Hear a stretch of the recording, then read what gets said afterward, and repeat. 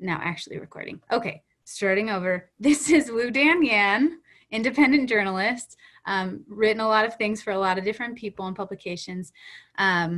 She co-hosts the Writers Co-op, which is a business podcast for writing creatives. She's also a fact checker.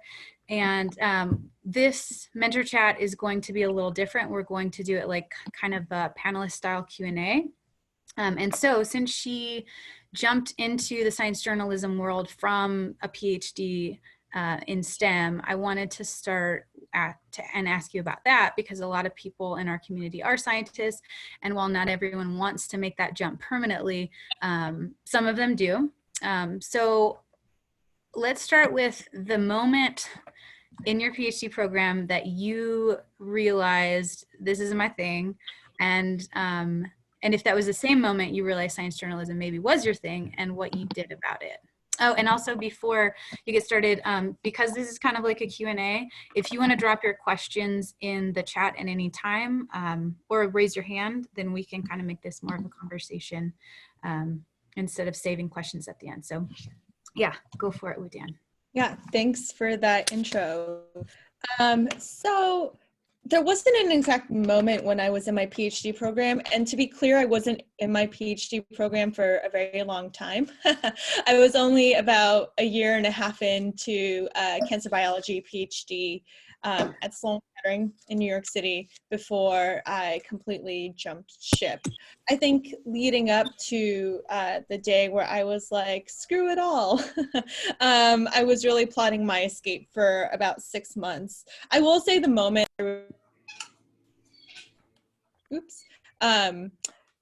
that science writing was an actual career and not just a monetized hobby for people who were financially able to do it, was when I went to a World Science Festival event in New York City called Science and Story. And it was Brian Greene, it was Lene Frank, who wrote My Beautiful Genome.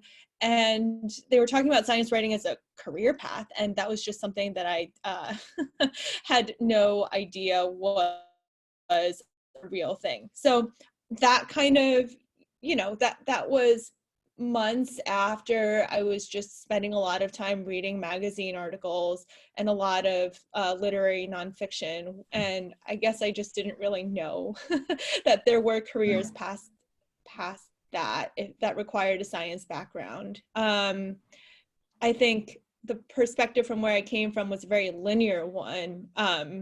As the child of immigrants, right? Like, I think there's a lot of pressure of, you go to college and learn a science and do this, you become a doctor, a lawyer, or a businessman, and businesswoman.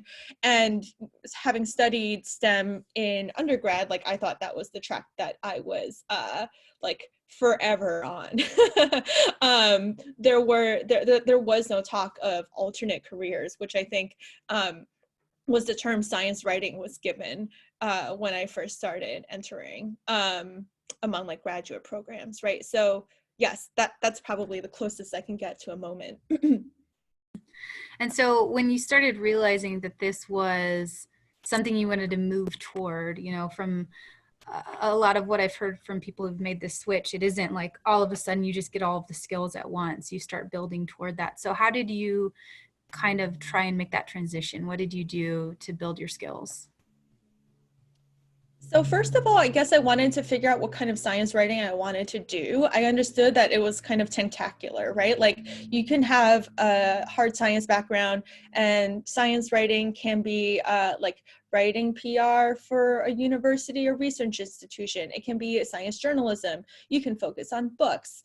You can be an editor. You can be like a copywriter for biotech. It came in all these different flavors. And so the first thing I wanted to figure out is like expose myself to all these different kinds of worlds in very small doses. Like, look at the press releases that people write, like look at science journalism, look at people's careers who wrote books, and what did that look like? And how did I think I would best fit in, right? So that was the first thing I needed to figure out for myself. It became pretty clear that I was really attracted to journalism for the independence from conflicts of interest, if you will.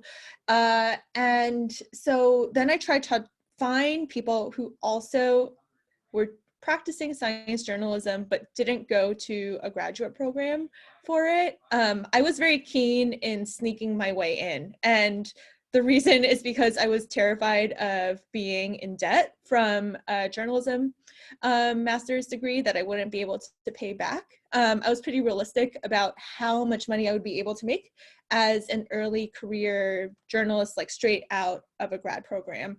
And debt scared me. So I was like, if there's a way to hack it, I want to learn what that is like. I talked to a few reporters who I admired, who friends were like, you should talk to this person.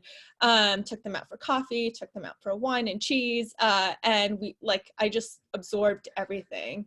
One method that Brooke Burrell, who is an author living in New York City, also an editor, imparted on me was like, reach out to publications that you admire, even if they're not posting for an intern position or a copy editor position, and just ask, explain your background, where you're coming from, why you're passionate about this, and see if like you can help in any capacity. And I took that approach. I think I emailed like a dozen science publications, institutions that might need like some type of writer, right, to learn the craft. And one publication took a chance on me. That is Nautilus, which I know gets a lot of shame from the journalism community these days for not being able to pay writers on time. Rest assured, they paid me on time when I was there. So yeah, that's where I started learning the bones of how to be a reporter.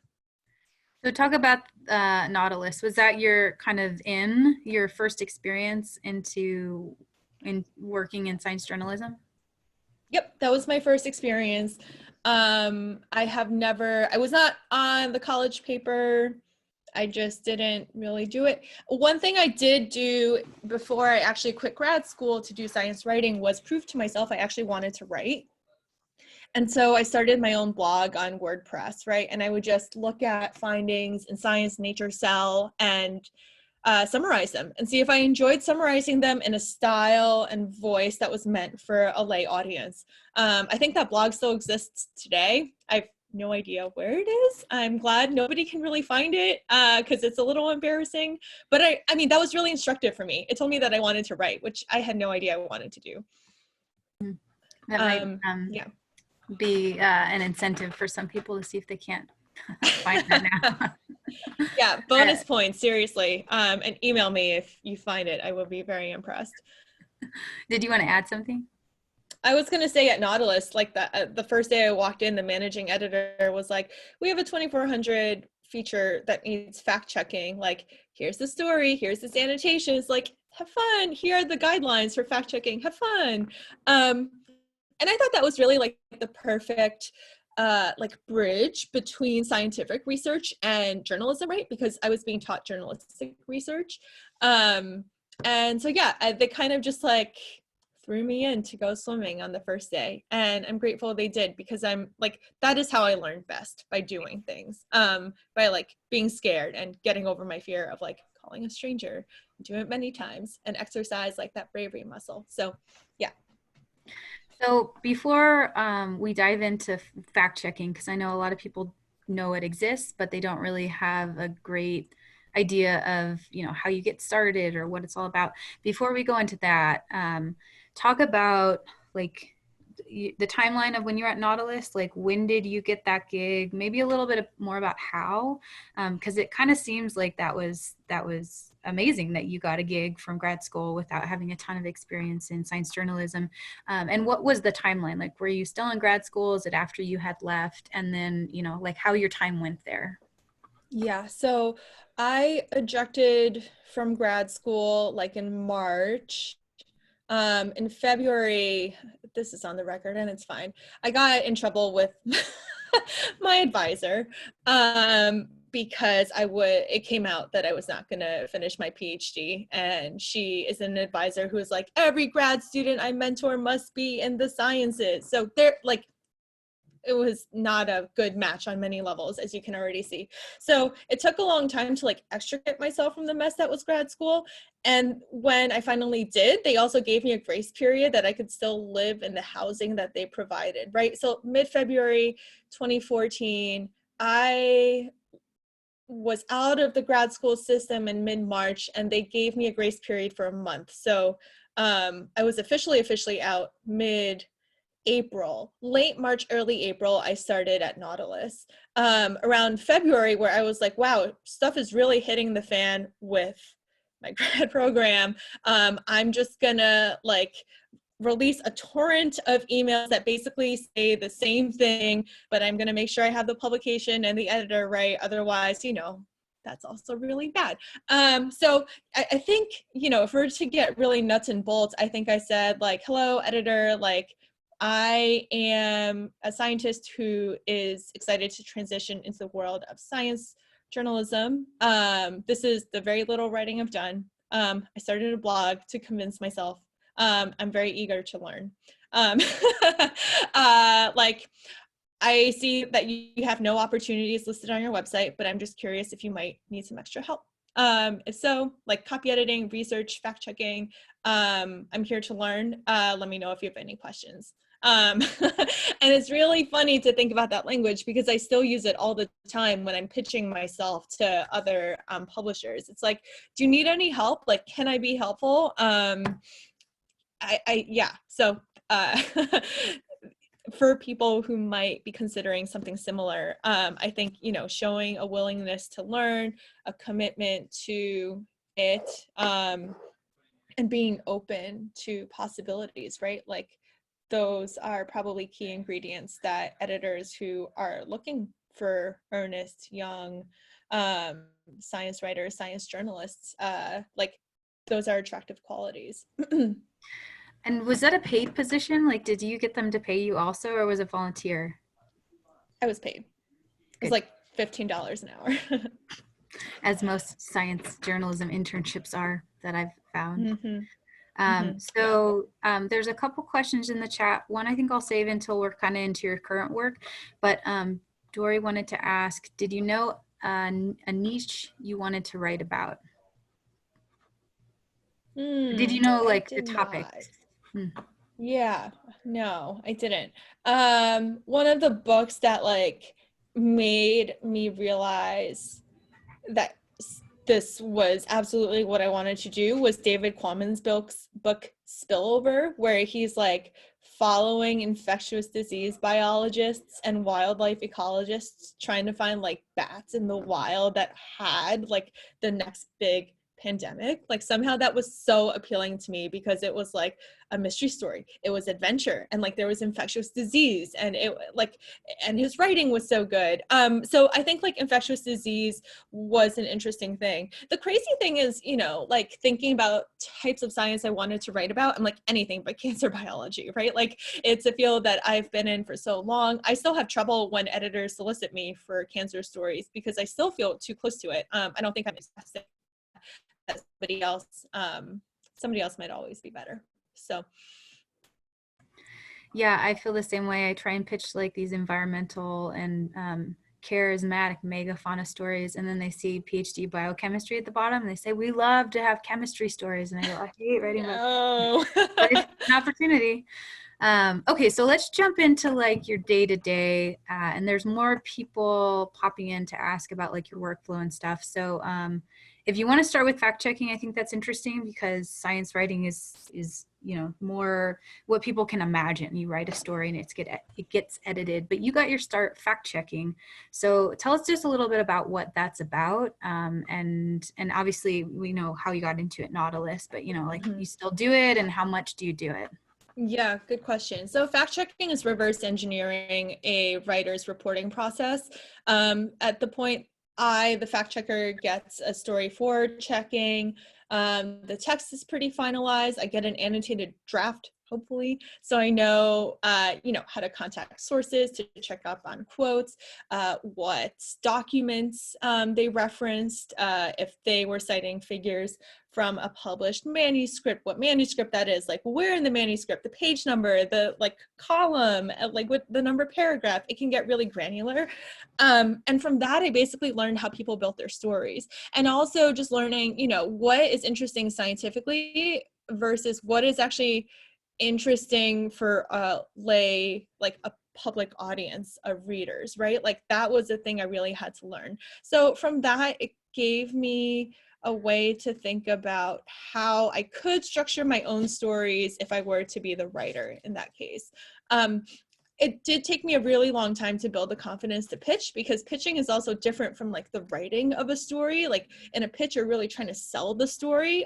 When you're writing the story, you can just go ahead and write the thing, right? Like somebody has already told you that it's interesting, but a pitch is like a lot more strange, and we can talk about that later if people want to hear about it. But yeah, at the very least, like, when I was fact checking and calling up sources, I was doing reporting, reverse reporting, whatever you want to call it, but I was still learning how to ask questions as a journalist. So that was, I think I'll end there on the question of reporting and fact checking. Yeah. That's a really great way to put it that I had never thought about, starting with fact checking as a means to learning how to be a science journalist. So you mentioned, it's interesting that you mentioned pitching. It took you a while to have the confidence to pitch, because you've been my mentor on pitches through your podcast. So I guess this is kind of a twofold question, because it'll dive into all your work as starting a podcast. But talk about that side of your work, because now you are coaching other people to some extent, mainly about the business of freelancing, but you also give some feedback on the actual craft, with that pitch workshop. So talk about how you incorporated that into your workflow and how much of your time it takes up, which might be different now that you're on, a break. Yeah. Wait, how much podcasting takes up, or how much the fact checking takes up? So for podcasting, how much podcasting takes up, and kind of go through what it's like to create a podcast and, have that as part of your workflow. Yeah, I actually have an actual number for you, because Jenny and I just had our Writers Co-op CEO retreat yesterday. We each spend about 30 hours every month producing the podcast. So that's scripting the episodes, editing ourselves, recording the episode, doing social media, doing events, promoting our events. That includes the 5 hours of coaching that we put in every month for our VIP members. So yeah, it's a lot. And I think I just realized today, I was like, holy shit, I've been reporting on top of this other, arguably it could be a full-time job if I let it. So right now we are between seasons, and I think we're still more or less, it's a little dialed back because we're not scripting episodes, but we're still planning a ton of events, on contracts, we just had one on negotiation. We have an upcoming one on getting grants and fellowships, which I think is really critical for early career reporters, because it sets a precedent for getting more grants and fellowships to support your independent work down the line. Yeah, we have a ton more planned for the fall. So that's the podcasting. And I just got back from vacation, so this week has just been a ton of calls. But yeah, it's interesting to think about how like fact checking too has been integrated in my work over the years. One publication has me on a monthly, basically retainer, to check stories for them. I have other fact checking projects or research projects in the works. So it's more, fact checking has, at first it was, okay, I need a fact check to prove to an editor that I'm competent, so then I can pitch a story to that publication. Like that's what gave me confidence to pitch the story. And now, I think opportunities and priorities, business priorities naturally change the longer that you're freelancing. And I would say that fact checking has more or less like taken a backseat, unless the offer or like project or opportunity is just super cool. So we've talked about fact checking and podcasting, let's get into writing and science, the science journalism that I think a lot of people probably showed up to hear about. And I've got a ton of questions about that, but talk about how you first started writing stories, and then how that morphed into like your kind of workflow now. So did you start out really small? Did you start out like, I'm just going to write as many stories as I can? And then how that morphed into your workflow with writing today? Hmm. Uh, yeah. So I should say my first year of freelancing, I wasn't depending on freelancing as my sole source of income. I was a full-time test prep, math, science, high school, middle school, whatever tutor. That was a full-time job, came with benefits. Like I could live in New York City comfortably on a salary. All the freelancing was kind of on top of it. So I didn't have to stress about money is what I'm saying. And I encourage this for this kind of model for a lot of people starting out. Like the reality is you're not going to make a career from freelancing full time, and that's fine. I think it's really important to be realistic about money and like tap into your other skills, right? That could also help you have a stable income and keep you sane when you do like pursue those creative tasks that you find really fulfilling. So when I first started writing, I was mostly pitching topics. Like when people ask me for pitching help, they're like, I want to pitch this story, and when they present it to me, it's only a topic so far. And I always have to be like, what about viral evolution? Is there like a scientist who's doing particularly interesting work? Is it, a bigger question that requires answering? Like, what are you trying to do? I think editors were trying to ask me those very same questions when I was just starting out. And the more I did it, the more I keep talking about these things as like muscles that you exercise, but it really is that. So I think once I started realizing, there were moments where it clicked for me. And the moment that it really clicked for me was when I was reporting my first feature, which was about how the plant microbiome can help basically fortify the growth of plants to maybe, help feed the world. And it was with a publication who had been fact checking for a very like young publication who was keen for science features. And I was like, here's a topic. And they mistakenly assigned me a feature on a topic, right? So now when I went to write it, I was like, I have to figure out what the story is. Like, who is my cast of characters and how am I answering bigger questions? I learned a lot reporting my first feature. So I think, after that, like, it was just, I was like, okay, cool. I did it once, I can do it again, right? So I think all of these things like really built on each other. So you started off not being financially dependent on freelancing, which I think I want to get into a little bit, for people who are really interested in doing freelance writing. But talk about now. So we're now fast forward to the future, where you do some fact checking and you do the podcast. So that might be different from before you started the podcast, but talk about like your workflow. And I'd say, what is your average day? But as a freelance worker, I know that every day is different. So kind of talk about what could be an average day, like all the things you could possibly be doing in an average day and what your workflow would look like. Sure. Yeah, I think it's interesting to think about like life before the pandemic and life during the pandemic, which has looked really differently. I think 2019 was me playing Tetris in my calendar of these are all my big projects that require travel, and I'm going to have one like interspersed throughout the year. So I always have like a month or so at home to catch my breath between trips. Like that part was really important to me, like taking advantage of my breaks and spending summers here in the Pacific Northwest and not going anywhere. And every month then I was reporting a feature, another feature was going through edits, a third one was like about to publish, and I was getting paid for a fourth one. So when people ask me like how I made a sustainable career as a magazine writer, I'm like, I was getting paid like thousands of dollars every single month because something was like coming through the pipeline, right? Like that was the cycle that I really set myself up for. 2020 has been very, very, very strange. I think in any typical day, my schedule is like wake up at 7. If I have to write, I will write 1,000 words first thing in the morning. go walk my dog, like come home, answer emails as I eat lunch. Afternoon, I'll do like any analytical tasks. Like the ideal time for me to take phone calls is from 11:30 a.m. to 3:30 p.m.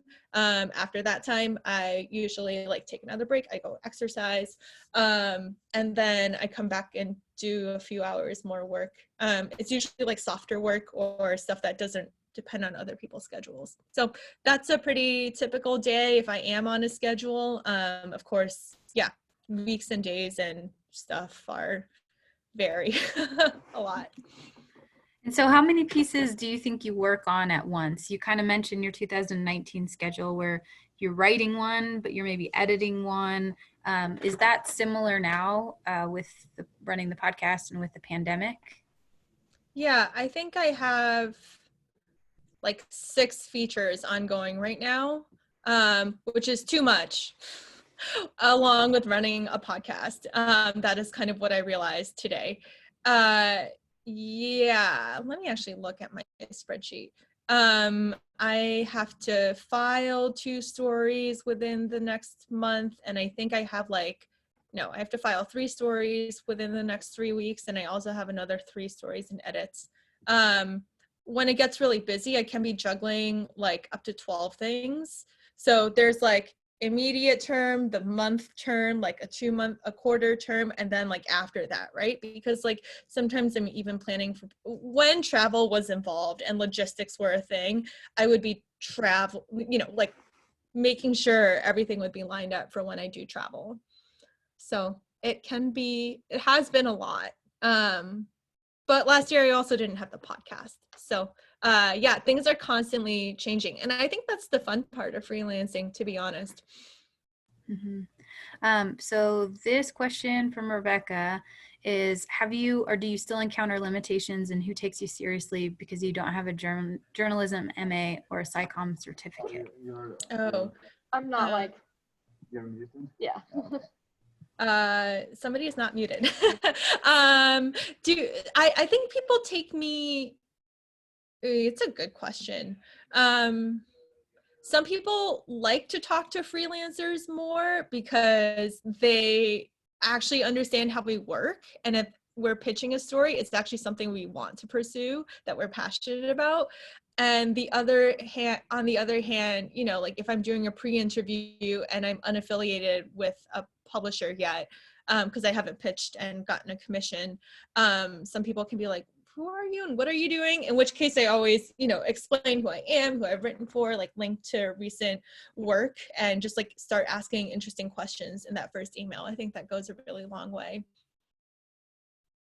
I got a message from Rosie saying they couldn't raise their hand, but would like to ask a question. Rosie, if you want to unmute yourself. Yeah. Oh, great. Okay. Hello. So this was in relation to what you said previously. So back in the UK, I've published with the Times newspaper, the Sunday Times newspaper. I don't have a journalism background.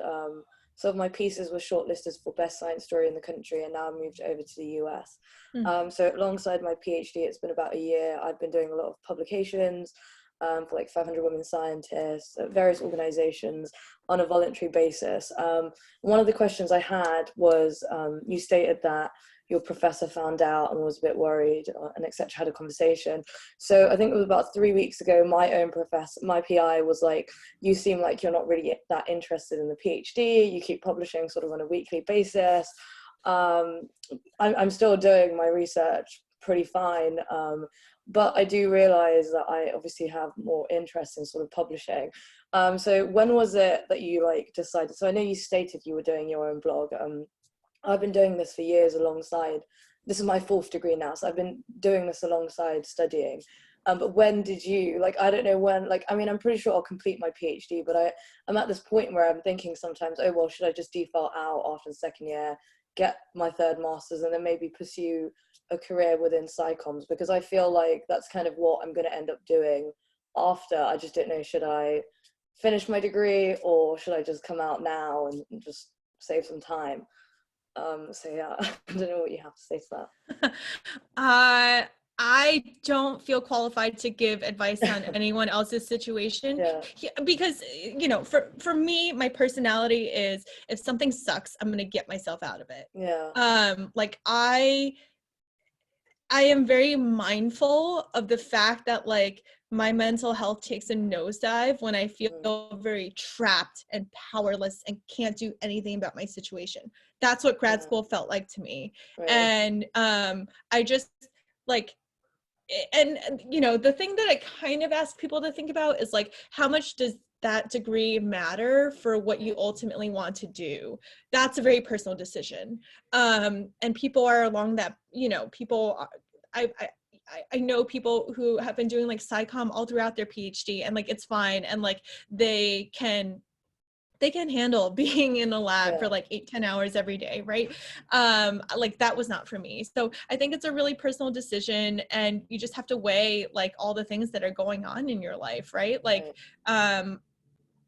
I would have had a lot of trouble, you know, spending that month and a half working for Nautilus in New York City if I wasn't on subsidized housing. So like, there are just so many things to consider about like where you are in your degree, what your program understands about alternate careers, like is the degree a means to an end? It's just really hard to say, but maybe some of those questions I just posed, like, you know, resonate in some way. Yeah.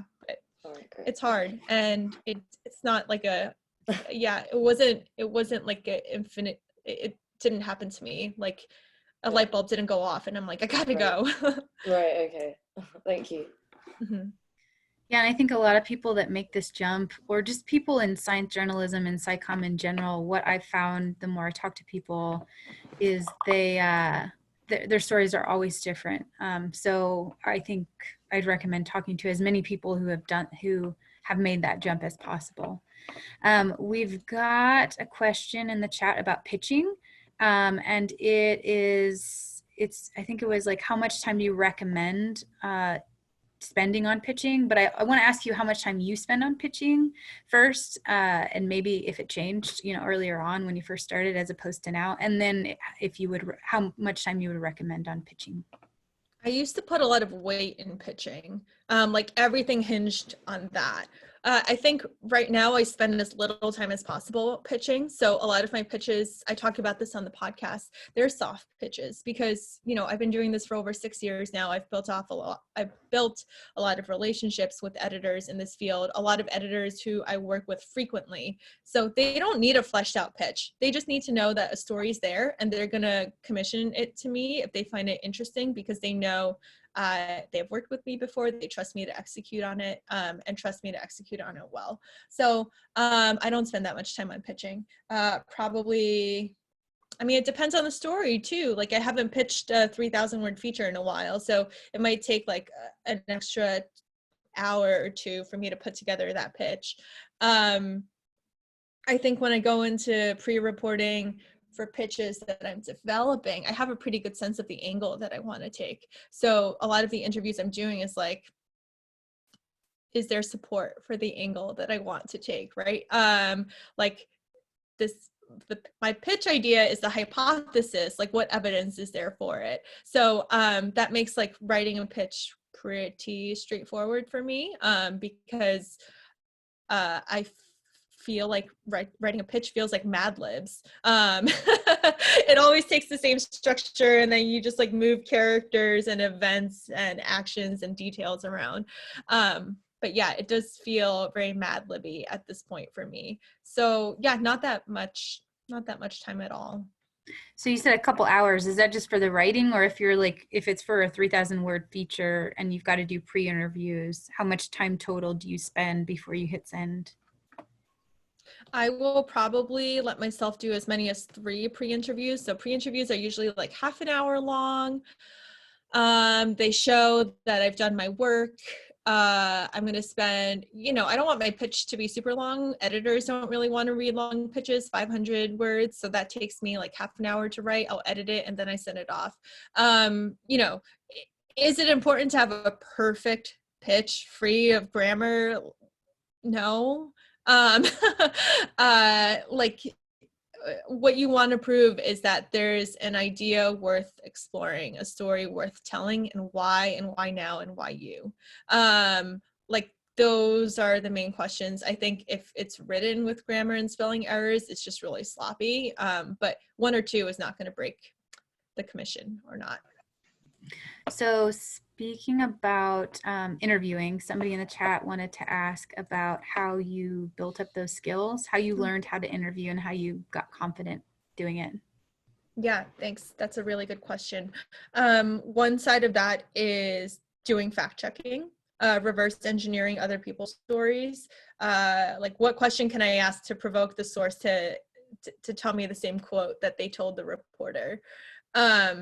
Another part is listening to podcasts where the hosts are just crusher interviewers. So what I listen to Death, Sex, and Money with Anna Sale, because she's just like so empathetic, and I think there's so much to learn from her interviewing style. Esther Perel is a relationship therapist, and she has 2 podcasts now, How's Work and Where Should We Begin? And you know, her training is as a therapist, and I think there's a lot to learn, especially when you're interviewing for storytelling, from that perspective as a therapist too. So those are 2. I always love hearing how other people interview because I learn so much from them. And I keep saying to coaching clients, like, there's no shame in copying something from someone else. Like, how do we think we all got here? Yeah, and I will say the mentor chat from last month, whoever asked that question, with Nicholas St. Fleur was on interviewing, you know, how to do interviews. So that's recorded in the mentor chat. Somebody didn't ask a specific question, but wanted to know more about supporting your work on grants and fellowships versus freelance income. And like you said, you've got a webinar coming up, so maybe you want to invite people to that. But yeah, talk about if that's a feasible way to try and get your work supported, and in general, how to go about it. Yeah, so not all grants and fellowships are alike. Some fellowships are like year-long. They're through a nonprofit newsroom. You get mentorship, they pay you a stipend, and they also help you place the story. I think, you know, off the top of my head, I was thinking about the Fund for Investigative Journalism. It's more common for grants to give money towards hard reporting costs. So if we lived in a world where travel for reporting was still feasible, it would be like the flight that I take to Asia, the translator, my fixer who I pay for, the driver who I'm hiring on a daily basis, like the hotel room, blah, blah, blah, blah, blah. I'm not actually stipended for that time. My time is paid through like the magazine story that I write. So, but if you're starting out and you have a crusher idea that involves travel, but it's a magazine's first time working for you, like working with you, so they don't know, you know, what work you produce, they probably don't want to spend like $1,000 or $2,000 or more to fund your travel on a writer they've never worked with. But you can leverage that relationship you're building with that editor to get a letter of interest to apply for fellowships that, you know, typically require that and want to see that the story you're proposing will be published, see the light of the day. And yeah, it's a great way to build relationships in either way. I know I said that, you know, getting one grant begets getting more grants. That is absolutely true. So, you know, if reporting for travel or even doing like intensive data reporting that requires mentorship and money and stuff, like these grants exist out there. And it's definitely worth looking into. This is kind of a throwback question to when you were doing the PhD, but looking back at the start of your freelancing career, do you feel like it is reasonable to do that at the same time as a PhD? I think a lot of people do that in small ways, right? Like, I think a lot of grad students in that position, this is just my observation, right? They are already getting stipended. Like, it's okay. They have steady paycheck. It's okay to like do things kind of as a hobby. On the side, I would just caution, you know, like once you've built up enough clips to start getting paid. I think, you know, getting to that as early as possible is definitely preferable. So yes, and you know, a lot of grad students also do the AAAS Mass Media Fellowship, which I did not know about, and maybe it could have incentivized me in staying longer in grad school, because I think you do have to be a PhD student for that, or just like recently graduated. Yeah, it's entirely possible, but it's case by case basis, right? Yeah, I agree. I co-founded and wrote for our university's blog while I was still in school. And that seemed maybe more acceptable because it was for the university. I wasn't getting paid. But I did start freelancing a few months before I graduated. And then you start making money and you're like, well, this is a good incentive. Quick question about fact checking. Do freelancers do most of the fact checking on their own work, or does that end up on the publications? It depends on the publication. So a lot of newspapers are not going to use fact checkers. Magazines are more likely to use fact checkers, and some digital magazines also use fact checkers. Otherwise, you fact check your own work. And that is both. I find that really terrifying, actually, because I can't look at my own work objectively. And, you know, when I write for the New York Times, I don't get fact checked. But my editors, the copy editors are also really looking for that too. But yeah, definitely more prone to mistakes if you are fact checking your own work. So something to be cautious of. What have you found is the most efficient workflow in terms of reporting, interviewing, background research, and writing for producing a feature? That might be tough to put into words. Wait, what is effective in terms of, oh, I see the question now. Efficient workflow. And I guess maybe another way to come at that question is, like, did it take you a while to get into a flow of writing features? You said that, you know, last year you were in a really good flow. Did that take a while to get to? Yeah, I think it took like 2 years for me to build into that. It required me to basically commit to myself and be like, stop taking assignments that don't fulfill, you know, that are not bringing me on the path of like writing features consistently. I had to let those go. Like, that's, you know, financial loss, but a creative gain, right? Like, these are the trade-offs you have to make as a freelancer. And you have to kind of trust that, you know, once you make that jump to doing the work that you want to do, more people are going to want you to do that same work, and you're going to start getting paid more for it. Yes, it's taken a while to come up with my own systems. I think actually looking at how when I'm the fact checker, looking at how other writers organize all their files has been really instructive. Like, are they sending me a Google Drive link and everything is like PDFs here, audio here, transcripts here, like miscellaneous documents here. And I'm like, oh my God, I need to do this too, because this is just me being nice to my future self. There is an organizational question in there about how you organize your projects. This is somebody who likes calendars and lists. Do you have any organizational tools that you recommend? My life is on Google Docs. I have a master spreadsheet, and I have one tab that's ideas, which is kind of like my brain dump of any ideas that I might want to pitch. I would say 90% of them do not get pitched. My second tab is my pipeline. And I organize it as like assigned and due within the next month. Stories I've submitted and are in edit process and need to get paid. On a separate tab, I have all my invoices, and on the date that I file them, and my assistant gets access to it because she chases late payments for me. Yes, tell us about your assistant, why you decided to get one, and how it's changed your life.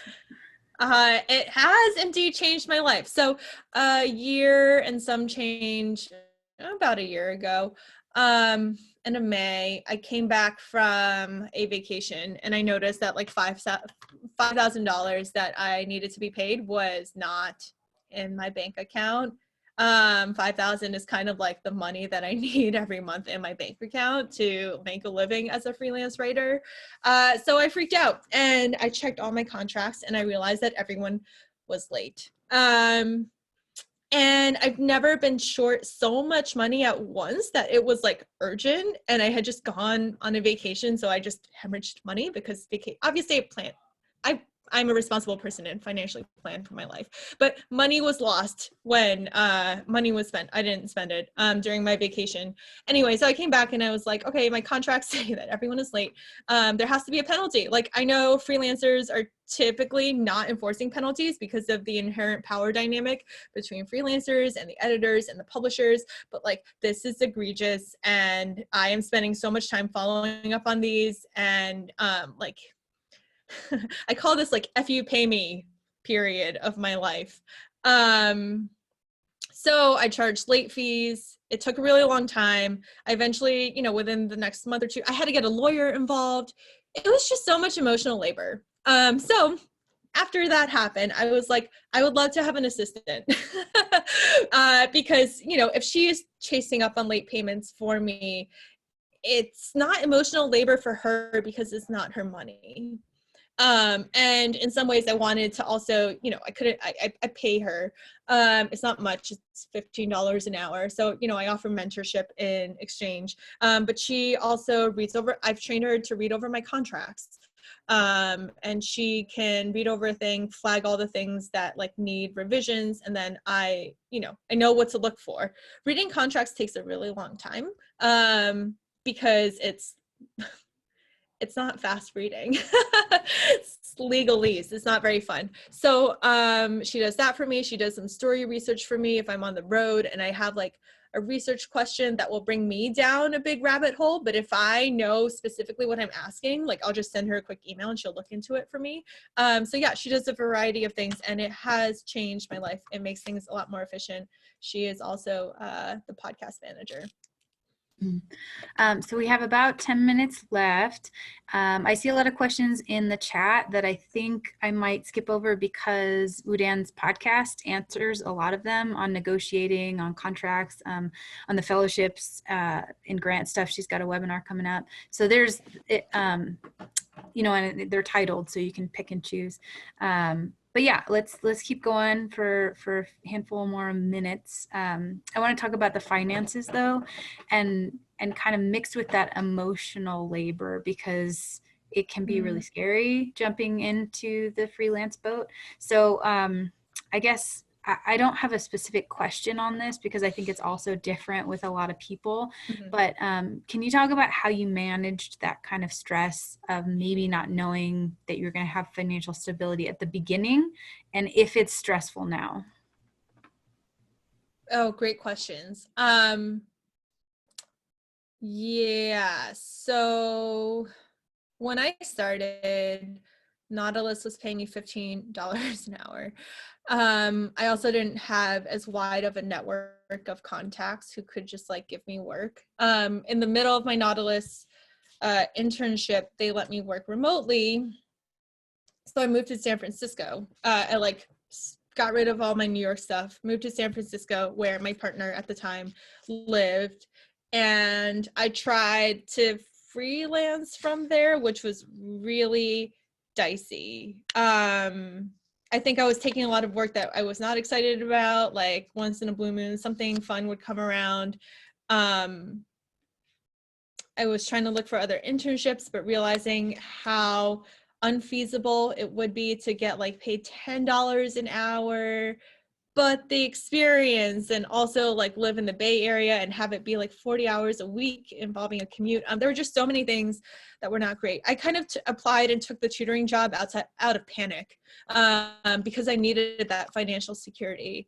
And I'm glad I did because the freelancing that I did, I keep saying like the reason why I was able to build the clips that I wanted to in my first year or so of freelancing is because I had a stable job that allowed me the space and relief, if we will, to just like chill on the money front. Like I did not need more money past what tutoring was paying me, but I wanted to freelance. And so I could be really intentional about that.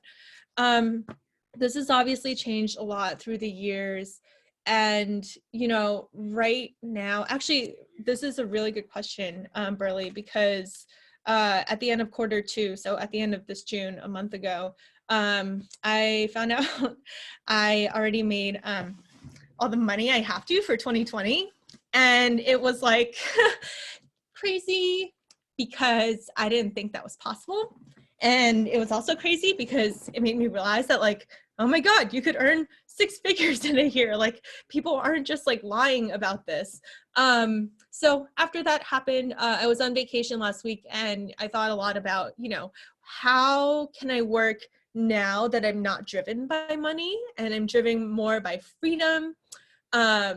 And I think that's a really powerful mindset to think about, right? Because like when we stop operating out of fear, like we are more relaxed, and I think we make better decisions when we're more relaxed and don't feel like everything counts on one thing working through.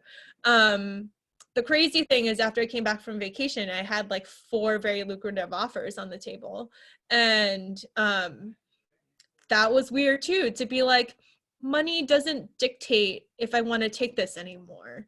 And I know it's like I understand there's a very big disconnect from where I'm operating from now, and I think where a lot of people listening in are coming from. But like, I guess this is just to share all the range of things that are possible with freelancing, because not a lot of people think about freelancing as a career in and of itself. A lot of people think about it as a bridge between internships, between jobs, like freelancing as a stepping stone to get to something else. But I think there's a lot of potential for growth as a freelancer, whether it is like you can give yourself a raise every year, or like you can apply for whatever grants you want. You can pitch any story you want and break out of like your previous niche. There's a lot of power in that too. So along with that is, like getting into a place where like, wow, money is just not a thing that I'm super stressed about anymore. And like, how do I want to spend my time? Yeah, it's an interesting place to be. I'm still figuring it out. Well, to give people a sense of how long that took you, February of when was the, oh no, my grad school is not happening anymore. 2014. Okay, so 6 years. 6 years, you were able to hit that financial goal, which I mean is amazing, but it can feel like a long time when somebody's starting at the beginning. 2015, 2015, I had that tutoring job, and then 2016 was like pretty rough because I was trying to freelance full-time from America. I lived in Thailand for a second to, basically build my international reporting capacity, right? And then I wanted to take that back here because that's where I wanted to live.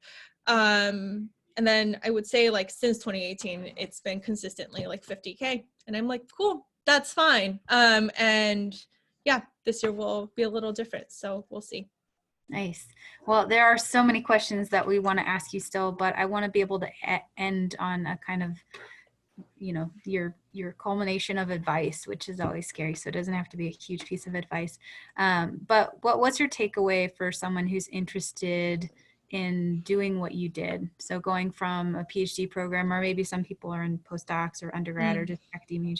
What's your advice, main takeaway for somebody who wants to make the jump into freelance journalism?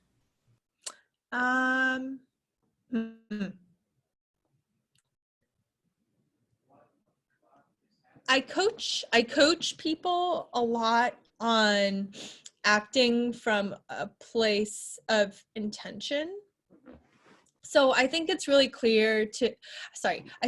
important to be clear with yourself on what it is that you want to do. When I started out this call, I said that science writing comes in a lot of different flavors, right? That's still true. Like you can want to be a science writer and like produce amazing work as a press officer. In fact, the Science Writers, the National Association of Science Writers, even has an award for it. So like that's completely valid if you don't want to be a journalist, which can sound like a lot of work and very relatively little pay. So I think, first of all, knowing where you're going, and then like know that where you want to go is going to be different from where you are, and like getting from place A to what seems like X is going to require a lot of acts of bravery. And I think, you know, that bravery is scary, but you know, in the process you're going to learn a lot about yourself. You're going to build confidence, and I think those little acts of bravery also help you overcome imposter syndrome,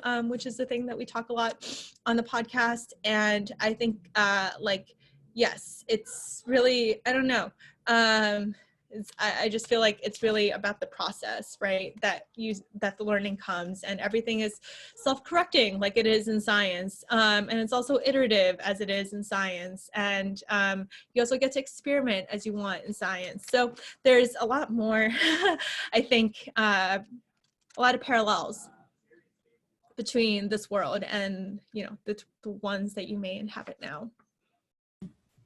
Thank you so much, Woo-Dan. This has Yeah. been super awesome mentor chat. I'm sure the thank yous will start pouring in. They usually do. But I appreciate everyone coming today, and I'll let you know when the next mentor chat is. Thank you, everybody, and see you next time. Yeah, thanks, Carly.